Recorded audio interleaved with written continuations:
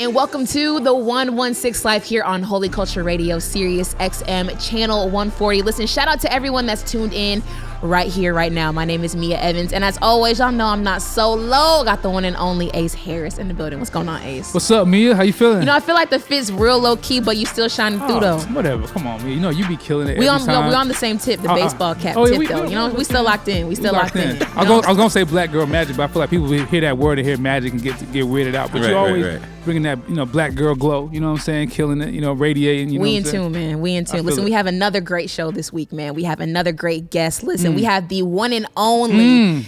Y'all know him as Jared Foster, but most know him as JPaul. We have JPaul on the show. What's going on, bro? What's happening? How you feeling, man? Hey, I'm feeling good. Listen, we're so happy to have you. Listen, there's so many things.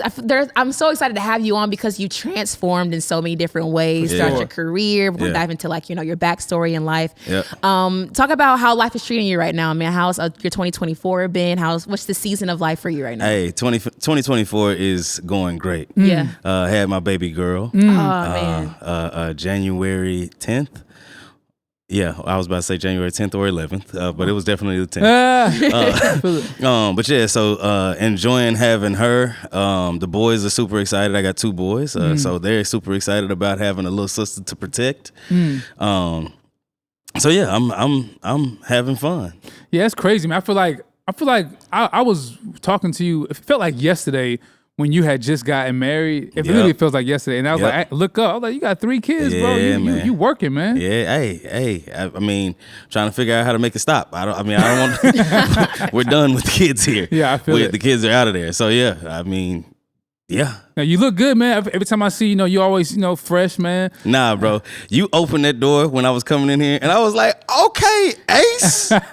I see you, dog. You know what I'm saying? I ain't gonna lie, seeing you, I'm reminded of seeing you on the Anomaly tour. Yeah. Back in 2014, and I was like, the shades they were definitely signature. And you still got them, bro. Still the signature. It's a part of it. Still the signature. Yeah. You know what I'm saying? I mean, what it really is okay. I wear glasses. And if I wear the glasses, I will look like Steve Urkel.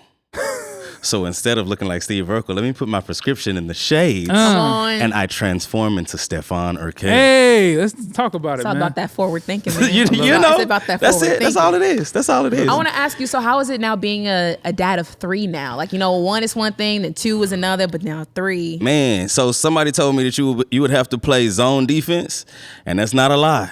Jeez. At first, it's man. Yeah. I got this one, you got that one. Now it's like, I got both of these, you got that one, but this other one is starting to come over here where you at. I'm like, man, this is a lot. I mean, it's not hard. Right. We got systems and things in place at home. You know what I'm saying? We're not just sitting the kids in front of a TV and just, hey, sit there and be quiet. We're going to take care of your sister. So it ain't that. But yeah, I mean, it's been cool. It's been fun.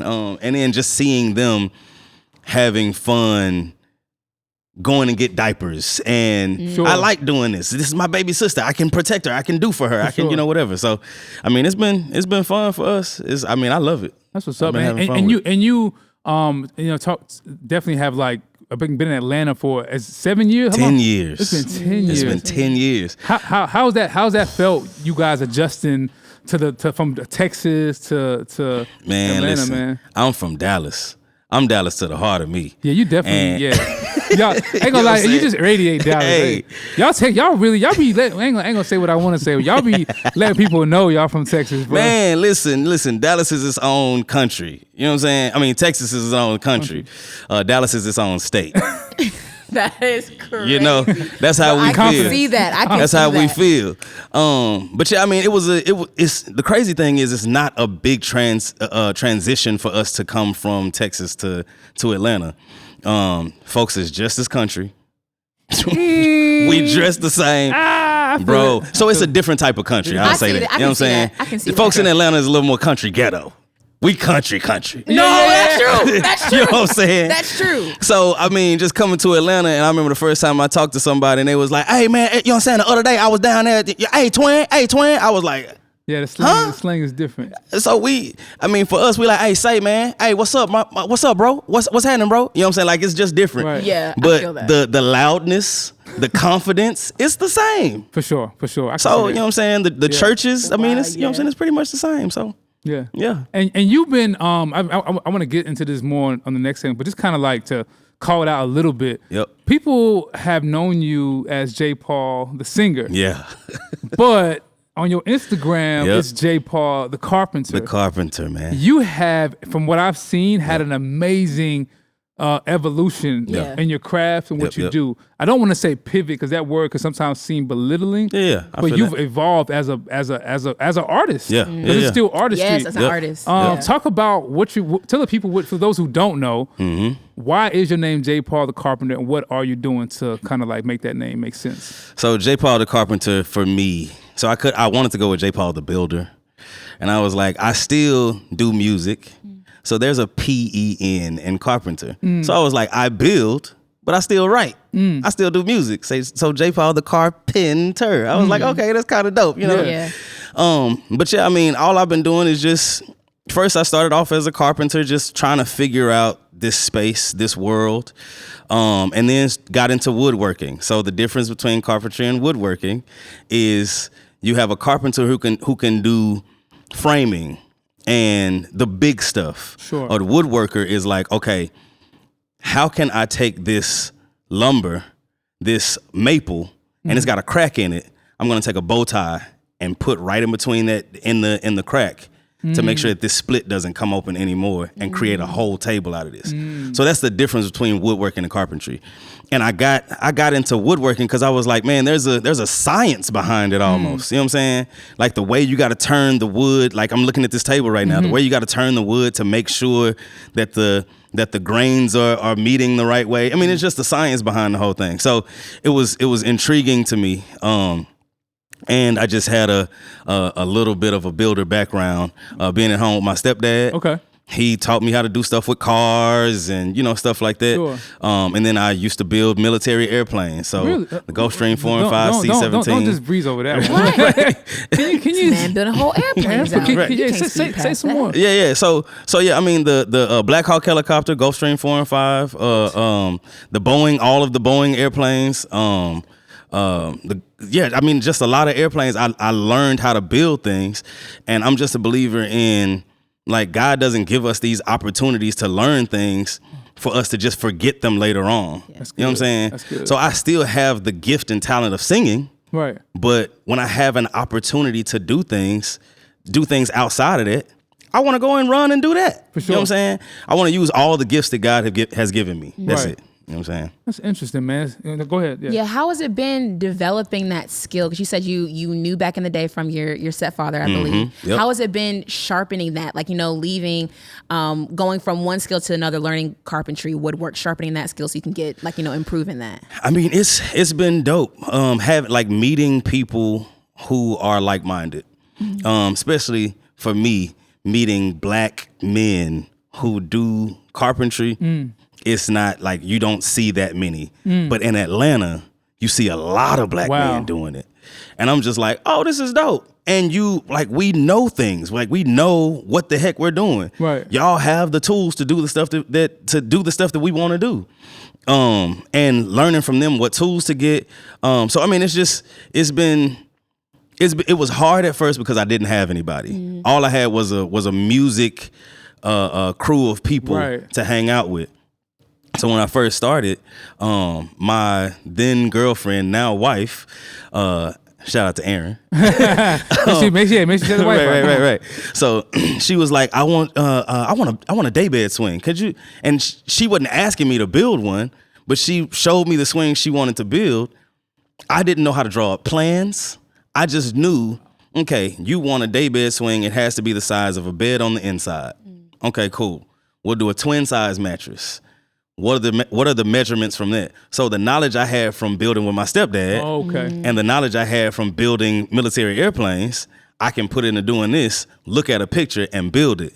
That's so dope. And the homie Marcus saw me build it, and he hit me up one day and was like, bro, you need to be selling this stuff. I was like, bro, ain't nobody gonna buy this stuff. Like, you tripping. And I posted it, and I told everybody I was selling it. And within a week, I had 15 deposits for swings in my. When was this? This was 2016. Yep. 2016, 17 is when it happened. And I was like, this is kind of crazy. And I really didn't know what the heck I was doing. But I mean, I was just learning. Every time I would build something, I'm learning something every day. So, yeah, man. And at this time, you had a vocation? You were building planes? Or what were you doing? No, so this was when I moved to Atlanta. Gotcha, okay. Yeah, so after the tour, I was just like, listen, I'm going to be honest. I was tired of being on the road. You know what I'm saying? Being in hotels and tour buses and airplanes. So I'm like, I've been in Atlanta for a while. I haven't I've been a resident of Atlanta, but I haven't been in Atlanta that much. And it's time for me. I want to just chill for a little minute. Let me figure something else out. And I just started building stuff at home, randomly just building stuff at home out of pallets. Were you trying to create a business? No. I wasn't trying to create anything. I was just making stuff. Fun. I was just having fun. And so dope. I'm like, I've saved money from being on tour. Let me just go buy some stuff. And my mama was like, you're pretty good at this. And she just randomly sent me a saw. And I was like, why she sending me a saw? Shout out mama with the saw. Right. I'm like, what the heck is this? So I was like, all right, cool. I guess I'll use it. And I started using it and made a table for a neighbor, and it just kept going from there. So like in that Genesis, you had downtime and you had some money saved up. I had money saved up. I was looking for a job at that time. Because again, I knew a job would keep me here, like keep me in Atlanta. Okay. So I was like, I'm looking for a job, and like I said, it just came out of nowhere. I made some handrails first, then I made the swing for Aaron. And this was before we got married, before we were dating. And then, like I said, I threw it up on social media, and it's been history ever since. It's been a wrap ever since. So I didn't know that that's how things kind of like got going, because it's like there's so many people, Jay, that like are trying to find their moment, trying to use their craft. Yep. And you weren't even thinking about building like a career or profession. Right. And it kind of found you. And I think there's something special about how God reveals the things that he puts in us. Like it seems seemingly randomly, but it's really divine. I mean, talk about how you feel like God had a place in that, man. Bro, I just feel like God has given us everything we need. Everything that we need to do, whatever it is that we're trying to do, whatever it is that he wants us to do, he has literally given us everything we need. So the experiences that I've had from my stepfather, building stuff at the house with him, working on cars with him, he gave me the confidence enough to pick up a drill, pick up a tool, and start doing stuff. From there, I had the opportunity to go to school to learn about building military airplanes. They saw how good I was at doing it because I had previous knowledge from what I was doing with my stepdad. And now they give me a job building these airplanes. I was the youngest person in a square mile of a company. I'm the youngest person at 18, 19 years old working here. The next youngest above me was 35 years old. So I had the opportunity to do this stuff. And I'm like, oh, okay, this is kind of dope. That was my favorite job. I loved it. They gave me the autonomy to just do whatever it is I wanted. Hey, you want to go over to the Black Hawk and work on the propellers today? You want to do this? You want to do that? I'm like, all right, cool. Because they knew I knew what I was doing. So now moving into this and saying, hey, I still like music. I still love music. I still love doing music.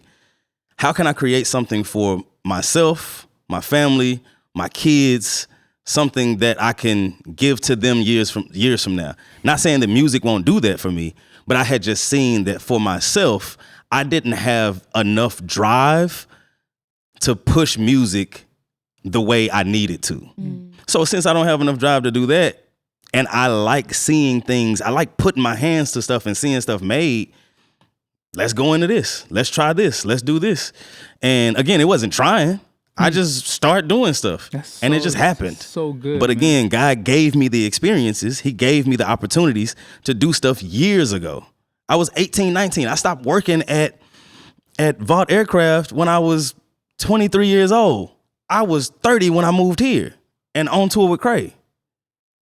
So it was years before I was able to use those skills again. But again, he gave me the opportunity. I definitely want to, when we come back the next time, I want to hear the 18, 19-year-old JPaul. Yeah. As you doing these things, I wonder what role music played and like I want to hear more about your story with music. But yeah, we'll be right back. This is the 116 Life Holy Culture Radio, Sirius Channel 140, and we'll be right back, y'all.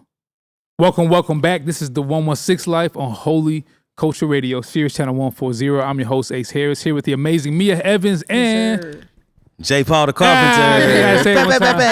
Yo, man, having a good conversation with Jay. No, for real. We're learning about him putting his hands on planes, and then also the difference between, I never knew the difference. I was going to ask you that about the difference between carpentry and woodwork. So we learning a lot for sure. when it comes to everything you got going on. We want to dive into I don't know, just like the throwback, the past a little bit for you. I'm curious to know how you got introduced to your relationship with God, your faith. Like that's kind of like what kind of started it all. God ordering your steps through all these things in your career, but I'm curious where things started off with you. Let's go back. Yeah, this is your show, man. What we're going to do is go back. Right. We're going to go back a little bit. So I grew up in church. So, I tell people this all the time, but I was adopted. I was adopted at 8 weeks old. And I feel like God gave me a family who was going to give me back to him. It gave me a mom who was going to give me back to him. And her brother was a pastor, you know what I'm saying? Shout out to my Uncle Homer. He passed away a few years ago.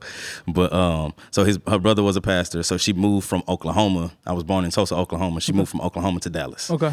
We were going to that church, and they didn't have any youth, anything at that church because it was a smaller church in Dallas. And we started going to Oak Cliff Bible Fellowship Church, and I met a bunch of friends.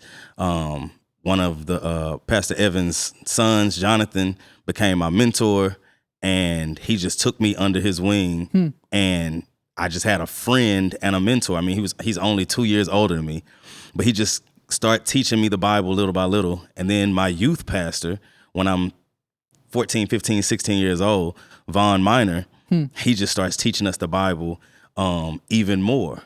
And now we're seeing somebody, again, who looks like us. And he dresses like us. He doesn't shy away from the fact that we don't act like a lot of the people at our church who are conservative. He's not shying away from that. He's like, y'all like the crump dance? All right, cool. Let's y'all go practice. And for praise and worship, we need 2 crump dancers on the stage. And it's like, oh, okay, this is kind of dope. And then from there, starting to learn the Bible from other friends, meeting Tripp when Tripp was going to his church in Dallas. I forgot the name of it, but I was going to Oak Cliff Bible Fellowship, and we would do this Houston missions trip together all the time. And at this time, I knew the Bible really well, but I wouldn't say that I was necessarily a Christian at this point. You're like 15, 16. How old are you? I was probably right around 16 years old. Okay. So we're doing this Houston missions trip, and it was something about going and seeing Vaughn speak to these people and seeing these people, like literally seeing these people just break out in tears. And I'm like, man, there's something about this, like something. So I just started asking Vaughn more questions and questioning him more, like just more and more and more questions. And I remember in 2000, going to him and being like, man, I want to get saved, bro. I want to be a Christian. He was like, too late. And I was like, what you mean? He was like, the Lord, if you're coming to me asking me that, the Lord has already pricked your heart. And I was like, oh, that's kind of crazy. You know what I'm saying? Like, and from there, just seeing the conviction grow from there. And I'm like, oh, he was right. Like, you don't have to say this special prayer or anything. Like, when it happens, it just happens. You know what I'm saying? And I'm just like, that's dope. To know that the Lord just comes into your heart and it's not like, oh, I remember this day I prayed. And I mean, it can be something gradual. And for me, it was more gradual than I remember this day, the time where I was snotting and all kind of, you know what I'm saying? It doesn't have to be that for everybody. So that was my story. Around 15, 16 is when I just started, like things started to change. And again, like I said, me and Tripp, we met. We used to be on the bus headed to Houston. He would be rapping, I would be singing, and we became friends from there. And he went and met Lecrae and them, him, BJ, Tadashi, Show, they would drive down from Denton every Saturday to come and teach us the Bible at a McDonald's in DeSoto, Texas. This is amazing. So I'm 18 at this time, and they're just teaching us the Bible. And I'm like, this is kind of dope. Again, BJ from South Dallas. I'm from Oak Cliff, Duncanville area. This is kind of dope to see somebody, again, from a similar hood as mine, look like me, and they love the Lord. So again, I just, from there, just kept going, kept following them as mentors, as being a disciple. You know what I'm saying? And it's just been history ever since then. You had mentioned you was at Oak Cliff Bible Fellowship Church. Shout out Tony Evans. Yeah, man. And even before you had met Lecrae, you mentioned you had saw a concert at Oak Cliff from. Say more. So I saw this concert at Oak Cliff Bible Fellowship. I may have been 16 years old, and the youth were in there with the adults this time. You know, usually they got us separated. So it's fifth Sunday in the main church. Yeah, in the main church, and it's fifth Sunday, and you got all of these folks suited and booted. Yeah. You got the youth in there, and we're sitting in our one section, and he invited Cross Movement to come. Tony Evans did. Yes. They invited Cross Movement to come. This is amazing. They come, and they walk out on the stage, and I'm looking like, what's about to happen?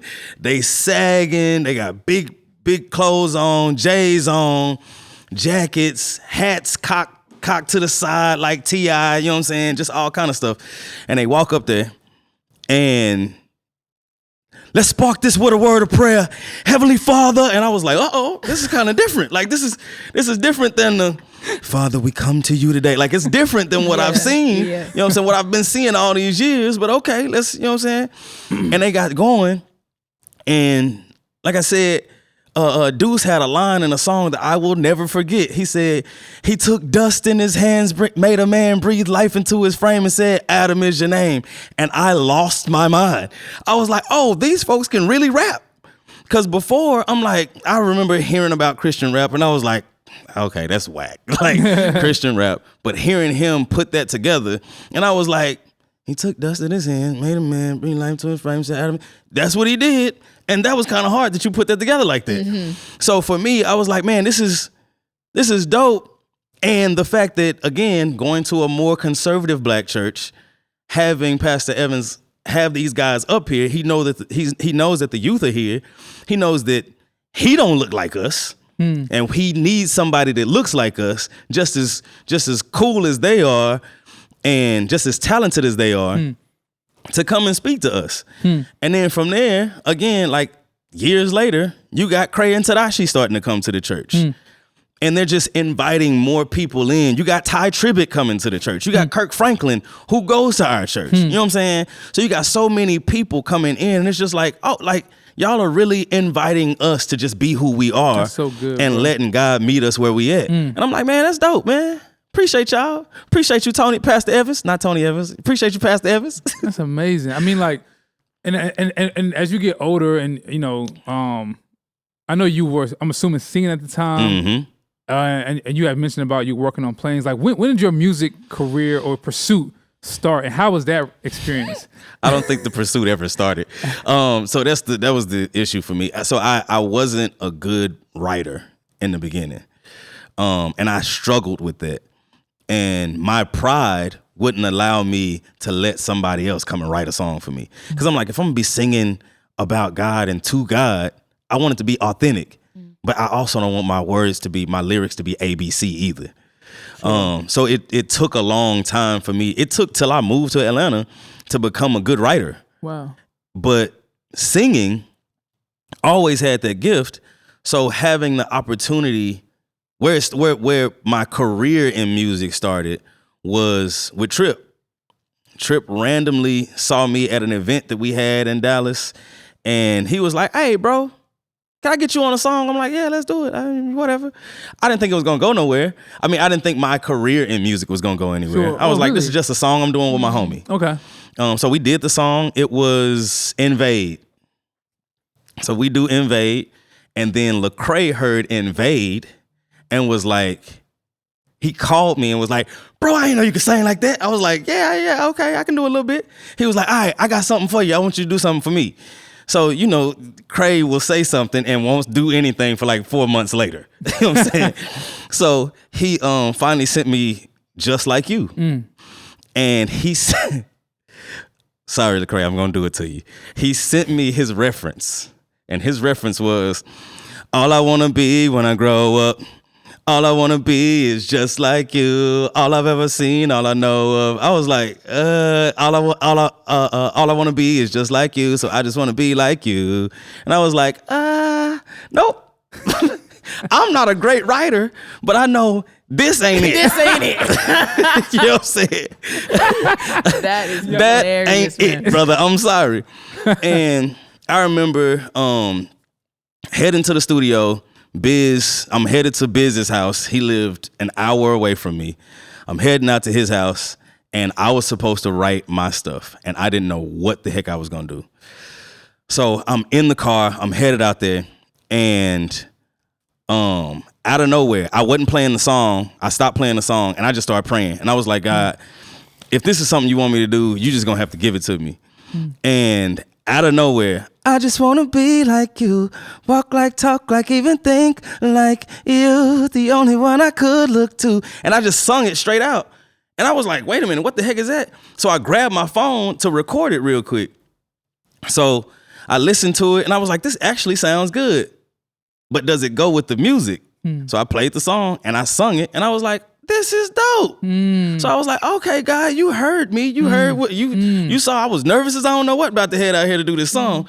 And got there. I hit on one of my friends, Shy. Shy was like, okay, slow this part down a little bit. So I slowed it down and boom, did the song. And here we are. So from there, they just kept coming back. Tadashi, Bravo, Lecrae again with the Rehab Overdose. Then All I Need Is You, and it just kept going from there. And I was just like, man, this is dope. Tripley's Falling, like all of those songs just kept coming because they saw, okay, you have a talent, you have a gift, and God allowed me to use that gift. And were you trying to establish yourself as an artist? No, because I didn't know what the heck I was doing. What if you trying to do everything you telling us? You like, I wasn't even trying. Bro, I wasn't. I just did. I've never. So coming from where I'm coming from, folk don't know what they want to do, bro. Like, you got a lot of hood dudes who just like, nigga, I'm just living. Yeah. Who got a lot of hood dudes who just like, bro, I'm just living my life. For sure. You know what I'm saying? So for me, I was just living life and life was just happening to me. Shout out the grace of God. Right. Oh, for real. You like, God was just crafted. He kind of made pathways for you. Right. Sometimes everybody's story is different. Yeah. Right. I mean, that's like the definition of ordered steps. Yes. Definition. That's it. And I literally did not know what the heck I wanted to do. And then coming here and having other people who knew how to plan, who knew how to just help me along the way. I'm 30 years old coming here not knowing how to plan well. How did you feel, honestly, JPaul, after having these, like, you were on like Billboard and like Grammy Award winning, like these things you weren't trying to do had a lot of commercial success. You were on tour with Lecrae. Yeah. All I Need Is You, one of his biggest songs. I think it's junk is gold or something. Yeah. Oh, it was platinum, something crazy. Yeah, I mean, it was one of them. So how did you feel coming to Atlanta through all that, being 30, where people have this like 30-year-old life crisis? How were you feeling in your spirit? Like, it felt really good, but it was also confusing. Cause I'm like, I didn't try to do any of this. I wasn't trying to do any of it. And I had a lot of people saying, especially when I went on tour with Lecrae, I'm just hearing the backlash of, he ain't even got an album out. Why does he deserve to get to go on the road with Lecrae? And I'm like, bro, I didn't call Lecrae and ask him to go on tour. He called me and was like, hey, bro, we going on tour this fall. I'm like, oh, cool. And I just made the decision at that point to move to Atlanta. So I think at that point, there was a confidence there to say that I can start making decisions to do certain things. Right. And before that, again, I wasn't making the decisions. I was just letting life happen. You know what I'm saying? So now I can make a decision to do this and go and do it. I can make a decision to do this and go and do it. Once I started doing woodworking, I was like, I'm making a decision to not pursue music as much as I wanted to pursue music and pursue woodworking. And now I've done brand deals with some of the biggest companies.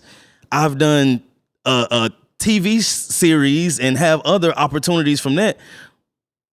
But it was because of those opportunities and just allowing God to just order my steps and then saying, okay, God, I see where you're trying to take me, and then starting to make decisions from there. But before that, again, being around the people that I was around, I didn't know how to make the right decisions, bro. I'm just like, we just gonna live life and hopefully I don't die. That's it.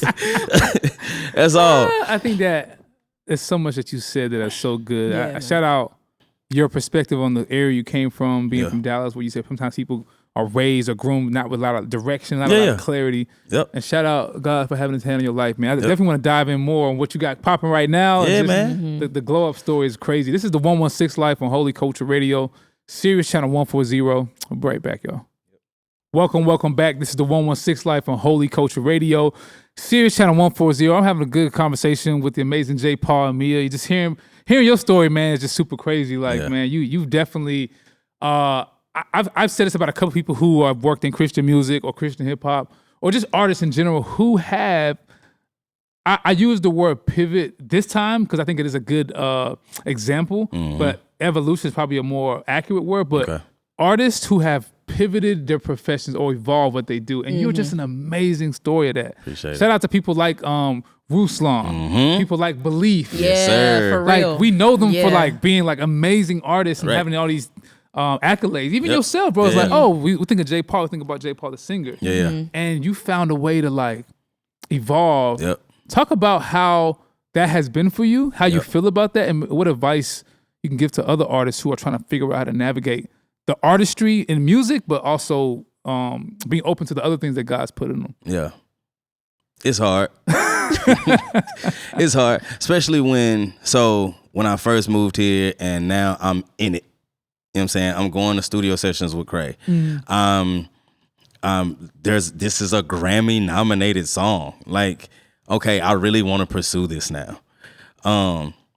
It's really hard to say we've gone here and now doing something to where people don't necessarily feel like this is a limelight job. And it makes you feel like people think, oh, he fell off. Oh, okay. You know what I'm saying? So again, the pride hits you and you're like, I mean, I gotta keep trying. I gotta keep trying. I gotta keep trying to figure this out. But then something hit me and was like, I don't have to keep trying to do anything. You know what I'm saying? Like I can make the decision to say, this is where I want to go. Like I was saying earlier, I just want to go this way. I want to go this way. I want to pursue this. Do I want to still put out a song or two every now and then? Yes. If Cray or Trip or Tadashi or any one of them hit me up and come and ask me to come do a song, will I do it? More than likely. Am I trying to pursue it that much anymore? No, because I have other passions now. I have other things that God has given me. Like honestly, I could have been on stage with Usher skating. I'm a really good skater. You know what I'm saying? But if I would have come to Atlanta and met the right people who were skaters, I probably could have done that. Sure. If I would have pursued that. But I didn't pursue that. I pursued woodworking.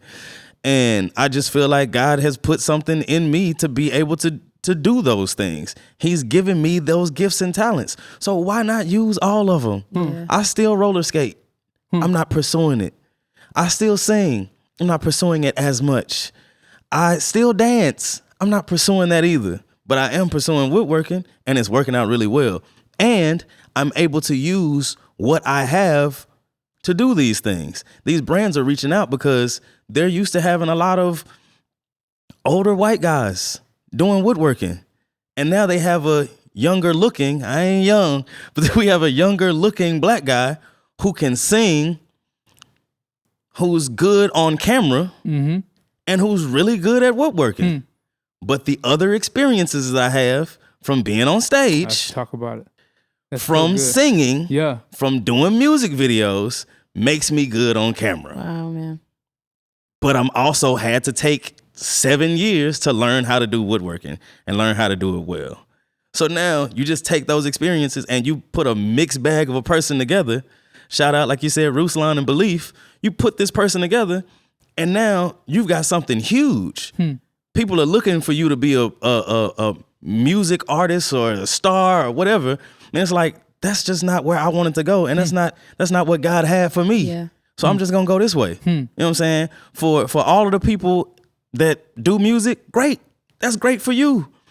That's what God put in you. That's how God wanted you to share your gifts. Sure. It's just not how He wanted me to share mine. Oh, that's good, man. That's so good because some people think that they're only meant for one thing. Yep. And like how you said, how you were able to realize even throughout your childhood that God placed you in certain situations, in front of certain people, mentors, things like that led you to this point. Yep. Where all those things work together, but in the sense of like just giving, most people don't give God the free space to be able to say, okay, well, this is what I want, but I'm also good at this and whatever you want. You know what I'm saying? Like the fact that you gave God that free space, and even the fact that you were even open-minded. Most people aren't open, most artists aren't open-minded to the other things that they are talented at to be able to do that. And it's so dope that you're able to do that and then do it well and dive into it. So we got to dive into JPaul the Carpenter Okay. now. All right. Because I was going on a rant off camera. Yeah. So, man, there's been so many dope things you've created. Yeah. Like seeing you do the sound booth for T-Pain and the elevators and things like that. Is there a project that you're most proud of, that's most memorable to you? Like when you saw someone's reaction, it kind of just like warmed your heart. Like what are some standout projects that you've done and worked on, so on and so forth? I think the home renovations are the things that are like really big for me. Like the family that we did the TV show for. Yeah. So the husband had seen parts of it. The wife hadn't seen it. And to see her just start crying because she's the fourth generation of her family to live in this house. And for her to see her house looking like that, she was just like, thank y'all. You know what I'm saying? And I love helping people. You know what I'm saying? Like that's also, I feel like a gift or a superpower God has given me. I enjoy helping people. So to see people's faces when they have something that they didn't have before, like I really want to help. Like there's a lady down the street from me named Miss Linda. She's been on our block for 45 years. Our neighborhood is being gentrified, and she's still living in her house. By God's grace, she's able to still pay her bills with the taxes going up, but she can't do anything to her house. So I'm like, man, I want the opportunity to help Miss Linda. You know what I'm saying? Like to come in her house, rebuild her house, and for her to come in and have this joy of, dang, like somebody did something for me and I wasn't able to pay for it, and they're not expecting anything of me. You know what I'm saying? So the gospel, okay. Right. Right. I mean, for real, it's like, right. So, sorry, I just had to. But so like stuff like that. But I mean, I will say, outside of that, one of my favorite things I built I built 2 California king size daybed swings for T.I. and Tiny. And their house is black and their gutters are gold. So I was like, who has a black and gold theme? Like what brand has a black and gold theme? And I was like, Versace. So I did Versace print and painted it gold and black. That's it. And now they got these big, and they put LED lights under the bottom. And now they got these 2 big California king size daybed swings on their front porch. Amazing. So, and then when they saw it, they're so used to things, used to having stuff. He saw it and he was like, oh, okay, that's what's up. That's dope. And I finished it on his birthday. So I'm there, they're setting up for his birthday. They invited me to stay for the birthday. And I was like, dang, that's all he gonna give me? God, oh, that's kind of crazy. This mug is, bro, nobody got this. Nobody has this. It's kind of crazy. And then when she walked out, she was like, oh my goodness. And I had to remember, they were for her anyway. All right, cool. Yeah. He wasn't worried about happy it. Wife, happy life. Right. Yeah. She was like, oh my gosh. And her family started coming in, his family started coming in, and they were super excited about it.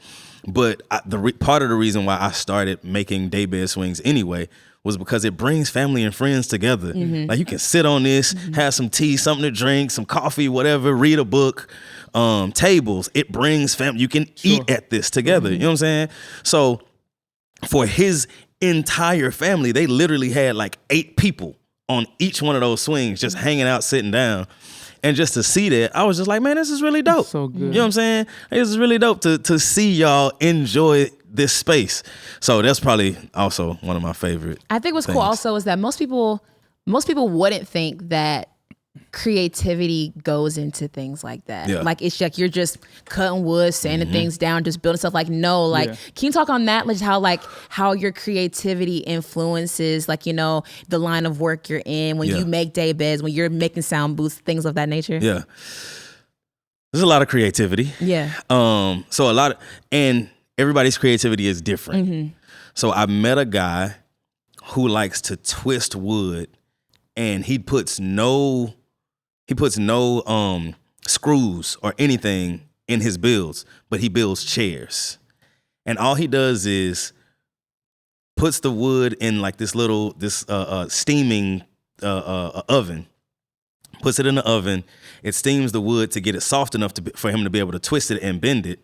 Then he puts it in a jig for it to dry out. And once it dries out, now he's made the chair that he wanted to make. And I'm like, but it takes a long time. I can make a chair in 2 days. It takes him 2 weeks to make a chair. And I'm just like, man, like this kind of crazy to see people's creativity in everything. But for me, my creativity is just, again, I come from the music world. I like doing things for music people. You know what I'm saying? Like, folks in the music world, I grew up, I was pretty gaudy. I liked bright, shiny things. I was the shiny quarter kid. Right. You know what I'm saying? So seeing shiny things makes me excited. So that swing being gold and black, it just speaks to my personality. So that's my creativity. The studio booth you said I did for Pain. I put a LED light behind it and painted it red, and that speaks to my creativity and me liking to be gaudy and bright and big and, you know, whatever. Sure. So yeah, I mean, that's just, I guess if I answered the question. No, yeah. Right. Sometimes people are so close-minded to art. Yeah. I remember one time I was at the High Museum, and I don't even tell you what the exhibit was, but I saw a bed frame there, and I was kind of like, well, someone leave a bed? You know what I'm saying? Like, what's going on? But then like reading about the person who made it and designed it, and then I saw a chair next to it, and then one of my friends is an artist, and she had a wood shop class, and then she was teaching me certain things. And then when we were having you on the show and then seeing the things you've created, I was kind of like, people just don't understand how you can be able to create anything. Yep. Like being a chef is art. You know what I'm saying? Fashion is art. Absolutely. Woodwork. Yeah. That's art. Right. And you being able to put your spin on that. I don't know, man. I think that's just so dope. Yeah. That's super dope. Appreciate it. I love that. Yeah, I want to hear a little bit about your work on the show, the Destination show, and the experience of that. I mean, you've had a lot of cool things that you've done, man. Yeah. I feel like we can just list a highlight reel of all the cool things you touched. Talk a little bit about that experience, man. That was dope. That was super fun. That opportunity came from the brand deals that I was talking about. Okay. So I went to a conference called Workbench Con, and it's just a builders conference. So it's builders coming together, teaching each other about everything. I'm going to teach you how to build a table the correct way. So people come in and they hear y'all two speak about that. But then you have other people who will come in and just talk about brand deals. So there were two ladies, a black lady named Shar, a Latino lady named Monica, and they were talking about brand deals and what they're doing with brand deals. And I was like, wait, there's another way for me to make money doing this? Oh, okay, cool. Let's figure this out. So I went up after and talked to them a little bit, got their phone numbers, and they were like super nice. And they were like, you just need to reach out to the brands. And I was like, okay, cool. When I went to Workbench Con, so they do stickers. They pass out stickers to each other. Coming from a music world, we pass out flyers. So I went with a 1-sheet on a flyer, had my face and everything I've done, all my information on it. You've got Home Depot, you've got Kills Primer, you've got all of these brands here, and I passed my stuff out. Then I went home and I emailed those people. Now they have a face and they know what I do. So I did a brand deal with Kills Primer, and it was just me painting my front door, and it was a blog. And that blog ended up being the most viewed blog they've ever had on Kills for their brand. Crazy. So then they reached out and they were like, hey, we're doing a series for YouTube. We want you to be the face, the face of our brand for this series. So I was like, that's interesting. Like, again, I wasn't trying to. Like, it just happened. So we went out there, we filmed it, we saw the house. Well, they sent us pictures of it. We saw the house, and me and Jason just started collabing on everything, trying to make it the best thing possible. Jason hadn't done a lot of TV stuff, so I was able to help him a little bit. He was able to help me a little bit, help him with nerves. He was able to help me with nerves with just trying to figure out the designs and, you know, whatever. And it was, I mean, for me, it was a life-changing experience because now I'm getting contacted by other TV shows who have seen that TV show, and now they're like, hey, we want you to do this show. And okay, that one didn't work out. And it's discouraging because it's just like putting out an album. Yeah. It's like putting out a song. Yeah. This gonna be it. This the one. This the one. This is it. And then that one ain't it. You know what I'm saying? It's the other song that everybody else likes. Sure. You know what I'm saying? So yeah, it's been hard trying to figure out all of that stuff. But now, I mean, the TV show was dope. Again, life-changing for me. So that's amazing. That's amazing. You said so much, Jay, and I'm so grateful that you were on. Any last final words that you have for our listeners? You talked on your evolution. You talked on ordered steps, and you talked on just being open and you not really trying. You know, is there any final words you want to leave our listeners just from like your experience from career to career? Just leave our listeners with something. All I got is, don't be afraid to go where God is taking you. That's all I got. Like, for real. I mean, like trying your best to pull away from or punch this glass ceiling, you know what I'm saying? Punching at this ceiling, and God is like, no, that's not where I'm taking you. If you move over into this other room, there's a roof wide open. You know what I'm saying? Don't be afraid of going where God is taking you. So that's where I'm at. So that's what I got right now. That's it, man. This is the 116 Life Holy Culture Radio. Thanks so much for being with us, Jay. Shout out Meah. Sirius Channel 140. Shout out Matt on the backs, you know, so the cameras and tech.